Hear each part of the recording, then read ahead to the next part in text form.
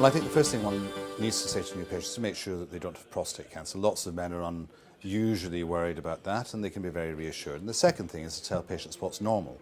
Men aren't very bright, they don't talk to each other, they don't know what's normal. And it may be that you have a 65-year-old man getting up once a night to pass urine who drinks 3 cups of coffee before going to bed. He does not need medication, he does not need treatment. So be aware that educating patients is very important. But if we have a patient who's got symptoms deserving of treatment, then I think the patient is the one who should be the arbiter of the decision. We have a whole range of treatments now, from plant therapies right up to laser prostatectomy. Nobody should be having open surgery nowadays for sure. And I think we've now got to a stage where with the treatments available to us, we can realistically expect to cure or greatly improve the lower urinary tract symptoms of almost every man who comes in front of us. And that doesn't matter whether we're talking about age, prostate size, bladder function, or indeed anticoagulation and other comorbidities. We have a great range of treatments nowadays, and it's important that we use those expertly to be able to give the individual what works for him.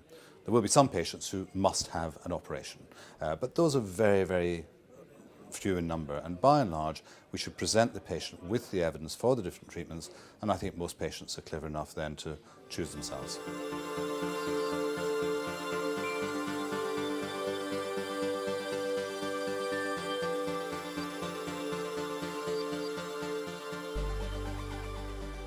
I think ignorance is the main barrier. If people don't realise there is hope, they won't go there.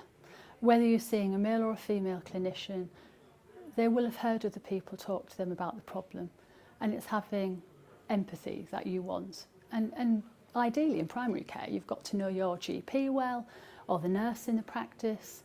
When you go along and you tell them the problem, hopefully there is that empathetic voice, and they will be able to guide you with treatments to identify what the cause could be about, what treatments are available to help you, maybe encourage a partner to come along, but also for men who are on their own to come along too.